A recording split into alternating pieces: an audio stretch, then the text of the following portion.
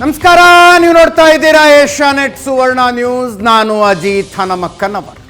ಈಗ ಈ ವಾರದ ನ್ಯೂಸ್ ಅವರ್ ಸ್ಪೆಷಲ್ನಲ್ಲಿ news subject of the week ಬಗ್ಗೆ ಮಾತನಾಡ್ತೀವಿ, ಅಥವಾ news person of the week ನಮ್ಮ ಸ್ಟುಡಿಯೋದಲ್ಲಿ ಇರ್ತಾರೆ. ಏನು news subject of the week? Bengaluru, Karnataka ಆಗಬಾರದ ಕಾರಣಕ್ಕೆ ದೇಶದಾದ್ಯಂತ ಸುದ್ದಿಯಾಯಿತು. ಹಾಗೆ ನೋಡಿದ್ರೆ ದೊಡ್ಡ ಸಡಗರ ಸೆಲೆಬ್ರೇಷನ್ ಆಗಬೇಕಾಗಿತ್ತು. 18 ವರ್ಷಗಳ ಕಾಯುವಿಕೆಯ ನಂತರ RCB IPL ಫೈನಲ್ ಗೆದ್ದಾಗ ಆ ಸೆಲೆಬ್ರೇಷನ್ ಸೂತಕವಾಗಿ ಮಾರ್ಪಟ್ಟಿದೆ. ಕಾಲ್ತುಳಿತದಲ್ಲಿ 11 ಯುವಕ ಯುವತಿಯರ ಪ್ರಾಣ ಬಿಟ್ಟಿದ್ದಾರೆ. ಈ ಸಂದರ್ಭದಲ್ಲಿ ವಿಪಕ್ಷಗಳು ಸರ್ಕಾರದ ವೈಫಲ್ಯವನ್ನು ಎತ್ತಿ ತೋರಿಸ್ತಾ ಇದ್ದಾವೆ. ನಿಜವಾಗ್ಲೂ ಸರ್ಕಾರ ವಿಫಲಗೊಂಡ್ತಾ? ಸೆಲೆಬ್ರೇಷನ್ ಅನ್ನು ಅವಸರದಲ್ಲಿ ಮಾಡಲಾಯ್ತಾ? ಬೇಗಾನೆ ಶಾದಿ ಮೇ ಅಬ್ದುಲ್ಲಾ ದಿವಾನಾ ಅನ್ನುವ ರೀತಿಯಲ್ಲಿ ಒಂದು ಪ್ರೈವೇಟ್ ಕ್ಲಬ್ಬು ಒಂದು ಕಪ್ ಗೆದ್ದಾಗ ವಿಧಾನಸೌಧದ ಮೆಟ್ಟಿಲುಗಳ ಮೇಲೆ ಈ ಸೆಲೆಬ್ರೇಷನ್ ಮಾಡೋದಕ್ಕೆ ಹೊರಟದ್ದೇ ತಪ್ಪ? ಈ ಎಲ್ಲ ವಿಷಯಗಳ ಬಗ್ಗೆ ಮಾತನಾಡೋದಕ್ಕಿದೆ. ಸರ್ಕಾರದ ಮೇಲೆ ಗಂಭೀರ ಆರೋಪಗಳನ್ನು ಮಾಡ್ತಾ ಇರುವ ವಿಪಕ್ಷ ನಾಯಕರಾದ ಆರ್ ಅಶೋಕ್ ಅವರು ನಮ್ಮ ಸ್ಟುಡಿಯೋದಲ್ಲಿದ್ದಾರೆ. ಕಾರ್ಯಕ್ರಮಕ್ಕೆ ಸ್ವಾಗತ ಆರ್ ಅಶೋಕ್ ಅವರೇ. ಅವ್ರನ್ನ ಪ್ರಶ್ನೆ ಮಾಡೋದಕ್ಕೆ ಅನೇಕ ರಾಜಕೀಯ ಪಕ್ಷಗಳಿಂದ ಅನೇಕರು ಬಂದಿದ್ದೀರಿ. ನಿಮ್ಮೆಲ್ಲರೂ ಕೂಡ ಕಾರ್ಯಕ್ರಮಕ್ಕೆ ಸ್ವಾಗತ. ಕಾರ್ಯಕ್ರಮಕ್ಕೆ ಮತ್ತೊಮ್ಮೆ ಸ್ವಾಗತ ಆರ್ ಅಶೋಕ್ ಅವರೇ. ಆರ್ ಅಶೋಕ್ ಅವರ ಪ್ರತ್ಯೇಕ ಮನವಿ, ಅದಕ್ಕೆ ನಮ್ಮದು ಕೂಡ ಸಂಪೂರ್ಣ ಒಪ್ಪಿಗೆ ಇದೆ. 11 ಯುವಕ ಯುವತಿಯರ ಪ್ರಾಣಗಳು ಹೋಗಿರೋದು. ಅವರು ಮಾಡಿರುವ ಏಕೈಕ ತಪ್ಪು ಏನು ಅಂದರೆ, ಕ್ರಿಕೆಟ್ ಬಗ್ಗೆ ಅತಿಯಾದ ಅಭಿಮಾನ ಇಟ್ಕೊಂಡಿದ್ದು, RCB ಕ್ಲಬ್ನ ಫ್ಯಾನ್ಗಳಾಗಿದ್ದಂಥದ್ದು ಮತ್ತು ವಿರಾಟ್ ಕೊಹ್ಲಿ ಸೇರಿದಂತೆ ಇತರ ಆಟಗಾರರನ್ನು ಕಣ್ತುಂಬ ನೋಡಬೇಕು ಅಂತ ಅಲ್ಲಿ ಬಂದಿದ್ದು. ಅಷ್ಟೇ ಅವರು ಮಾಡಿದಂಥ ತಪ್ಪು. ಆ 11 ಜನರಿಗಾಗಿ ಅವರ ಆತ್ಮಕ್ಕೆ ಶಾಂತಿ ಕೋರಿ ಒಂದು ಮೌನವನ್ನು ಮಾಡಬೇಕು ಅನ್ನುವಂಥದ್ದು ಅವರ ಆಗ್ರಹಪೂರ್ವಕ ಮನವಿಯಾಗಿತ್ತು. ನಾವು ಸಂಪೂರ್ಣವಾಗಿ ಅದಕ್ಕೆ ಸಮ್ಮತಿಯನ್ನು ಸೂಚಿಸಿದ್ದೀವಿ. ಒಂದು ಮೌನ ಅವರ ಆತ್ಮಕ್ಕೆ ಶಾಂತಿಯನ್ನು ಕೋರಿ. ದಯವಿಟ್ಟು ಎಲ್ಲರೂ ಎದ್ದು ನಿಂತ್ಕೋಬೇಕು.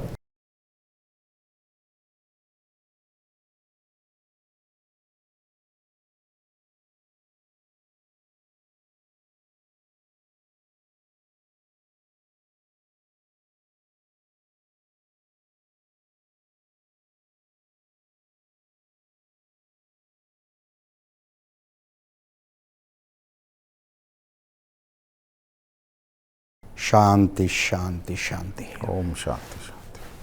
ಆರ್ ಅಶೋಕ್ ಅವರೇ, ನಡೆಯಬಾರದ ಘಟನೆ ನಡೆದು ಹೋಗಿದೆ. ಬೆಂಗಳೂರು ಈ ಕಾರಣಕ್ಕಾಗಿ ಸುದ್ದಿ ಆಗಬಾರ್ದಾಗಿತ್ತು, ಆಗಿದೆ. ಈಗಷ್ಟೇ DK ಸುರೇಶ್ ಅವರು ಮಾತನಾಡಿದ್ದನ್ನು ಕೇಳಿಸಿಕೊಳ್ತಾ ಇದ್ದೆ ನಾನು. ಅಚಾತುರ್ಯದ ಘಟನೆ ನಡೆದಿದೆ. ವಿಪಕ್ಷಗಳು ಸರ್ಕಾರದ ಬೆಂಬಲಕ್ಕೆ ನಿಂತ್ಕೊಳ್ಬೇಕು. ಇಂಥ ಸಂದರ್ಭದಲ್ಲಿ ಏನು ಮಾಡಬೇಕು ಸರ್ಕಾರ ಅನ್ನುವ ಮಾರ್ಗದರ್ಶನ ಮಾಡಬೇಕು. ಅದು ಬಿಟ್ಟು ಆರೋಪ ಮಾಡ್ತಾ ಕೂತ್ಕೊಂಡ್ಬಿಟ್ಟಿದ್ದಾರೆ. ಇವರು ಹೆಣದ ಮೇಲೆ ರಾಜಕೀಯ ಮಾಡ್ತಿದ್ದಾರೆ ಅಂತ.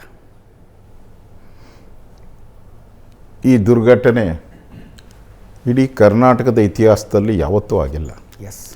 ಒಂದು ಸಂತೋಷಕೂಟ. ಹೌದು. ಇದು ಯಾವುದೋ ಜಾತ್ರೆ, ಇದು ಯಾವುದೋ ದೇವಸ್ಥಾನ ಅಲ್ಲ. ಇದೊಂದು ಸಂತೋಷಕೂಟ ಮಾಡಬೇಕಾಗಿತ್ತು.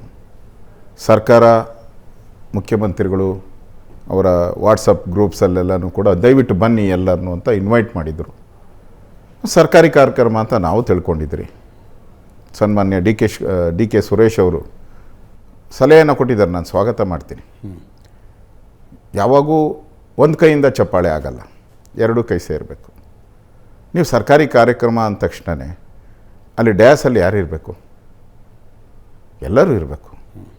ನಾನು ವಿರೋಧ ಪಕ್ಷದ ನಾಯಕ, ನಾನು ಮುಖ್ಯವಾಗಿ ನಾನು ಇರಬೇಕು. ಮುಖ್ಯಮಂತ್ರಿ ಎಲ್ಲಿರ್ತಾರೋ ಅಲ್ಲಿ ನಾನು ಕಾಮನ್ನಾಗಿ ನಾನು ಇರಬೇಕಾಗ್ತದೆ.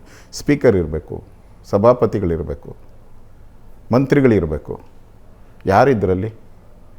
ಅವ್ರ ಕುಟುಂಬ, ಅವ್ರ ಪರಿವಾರ, ಫೋಟೋ ಶೂಟು. ಇದು ಸುರೇಶ್ ಅವರು ಹೇಳೋದನ್ನು ನಾನು ಅಕ್ಸೆಪ್ಟ್ ಮಾಡ್ತೀನಿ.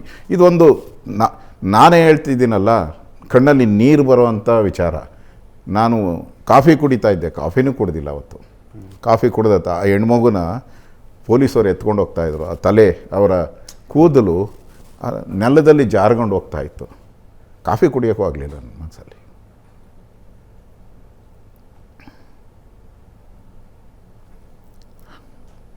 ಅಷ್ಟು, ಯಾಕಂದರೆ ನಮ್ಮ ಮಕ್ಕಳು ಅವರೆಲ್ಲ ನಮ್ಮ ಕಣ್ಣು ಮುಂದೆ ಅಲ್ಲ. ತಪ್ಪು ಮಾಡಿದಾಗ ಏನೋ ತಪ್ಪು ಆಗ್ತದೆ, ಅದಕ್ಕೆ ಹಿಂಗಾಯ್ತು ಬಿಡಿ ಅಂತ ಹೇಳ್ಬೋದು ನಾವು. ಇಲ್ಲಿ ತಪ್ಪೇ ಇಲ್ಲ ಅವ್ರದ್ದು. ಅಮಾಯಕರು ನೀವು ಕರೆದಿರೋದು. ಬನ್ನಿ ಬನ್ನಿ ಅಂತ ಕರೆದಿರೋರು ನೀವು.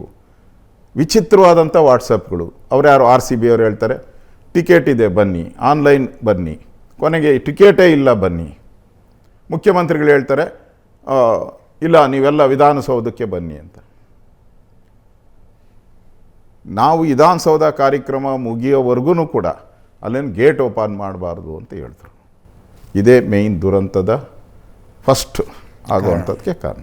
ಇವತ್ತಿಗೂ ನಾವು ರೆಡಿ ಇದ್ದೀರಿ, ಅಲ್ಲ ಒಂದು ಆಸ್ ಎ ಅಪೋಸಿಷನ್ ಲೀಡರ್ ನಾವು ರೆಡಿ ಇದ್ದೀರಿ. ನಾವು ಪೂರ್ತಿ ಸಹಕಾರ ಕೊಡೋಕ್ಕೆ ರೆಡಿ ಇದ್ದೀರಿ. ನೀವು ರೆಡಿ ಇದ್ದೀರಾ? ತನಿಖೆಗೆ ತನಿಖೆಗೆ ರೆಡಿ ಇದ್ದೀರಾ? ನಮ್ಮ ಸಲಹೆಯನ್ನು ತಗೊಳಕ್ಕೆ ನೀವು ರೆಡಿ ಇದ್ದರೆ ಪೂರ್ತಿ ಸಹಕಾರ ಕೊಡ್ತೀವಿ ನಾವು. ಯಾವುದೇ ರಾಜಕಾರಣ ಮಾಡಲ್ಲ. ಮುಖ್ಯಮಂತ್ರಿಗಳ ಜೊತೆ ನಿಲ್ತೀನಿ ನಾನು. ಅನ್ಯಾಯ ಆಗಿರೋವಂಥ ಮಕ್ಕಳಿಗೆ ಇವತ್ತು ಅವರು ಕುಟುಂಬ ಇರ್ಬೋದು, ಕೆಲವರಿಗೆ ಹಣ ಇರ್ಬೋದು, ಏನೂ ಗತಿ ಇಲ್ಲದೆ ಅವ್ರನ್ನೇ ನಂಬಿರೋ ಅಂಥ ಕುಟುಂಬಗಳಿಗೆ ದಾರಿದೀಪ ಆಗಬೇಕಲ್ಲ ನೀವು. ನಾವನಂತೂ ರೆಡಿ ಇದ್ದೀನಿ. I am ready. ಮುಖ್ಯಮಂತ್ರಿಗಳ ಜೊತೆ ಅದೇನೇ ಆದ್ರೂ ಮುಖ್ಯಮಂತ್ರಿ ಜೊತೆ ನಿಲ್ತೀನಿ, ಸರ್ಕಾರದ ಜೊತೆ ನಿಲ್ತೀನಿ. ನೀವು ನಮ್ಮ ಮಾತು ಕೇಳೋಕ್ಕೆ ರೆಡಿ ಇದ್ದರೆ, ನ್ಯಾಯ ಕೊಡೋಕ್ಕೆ ರೆಡಿ ಇದ್ದರೆ ಐ ಆಮ್ ರೆಡಿ. ಈ ಮಾತನ್ನು ಕೂಡ ಕಾಂಗ್ರೆಸ್ ಅವರಿಗೆ ನಾನು ಹೇಳ್ತಾ ಇದ್ದೀನಿ.